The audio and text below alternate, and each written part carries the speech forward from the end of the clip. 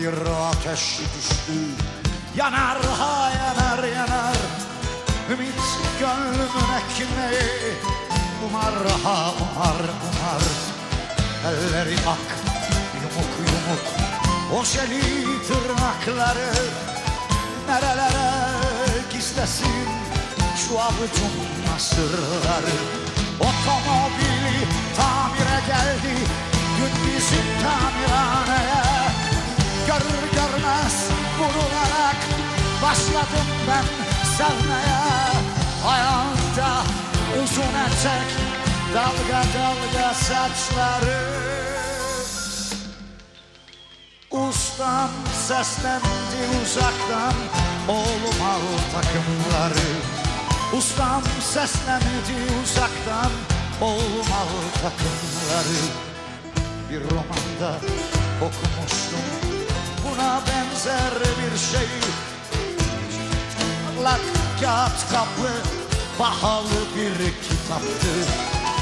Ne olmuş nasıl olmuşsa aşık olmuştu genç kız. Yine böyle bir durumda tamirci çırağına. Ustama dedim ki bugün giymeyip tulumları. Arkası kuşlu aynamda taradım saçlarımı. Gelecekti bugün geri arabayı almaya. O romandaki hayali belki gerçek yapmaya. Romanlardaki hayali belki gerçek yapmaya. Durdu zaman, durdu dünya, girdi içeri kapıdan. Durdu zaman, durdu dünya, girdi içeri kapıdan. Öylece baka kaldım, gözümü ayırmadan. Öylece baka kaldım, gözümü ayırmadan. Arabanın kapısını açtım, açtım girsin içeri.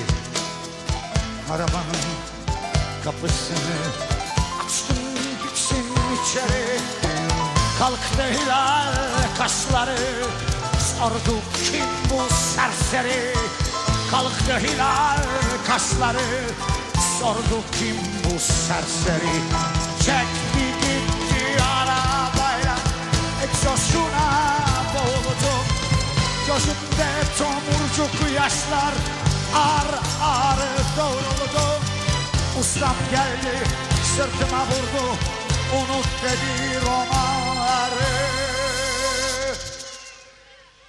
İşçisin sen işçi kal, giy dedi tulumları. İşçisin sen işçi kal, giy dedi tulumları. İşçisin sen işçi kal, işçisin sen işçi kal. İşçisin sen işçi kal, işçisin sen işçi kal.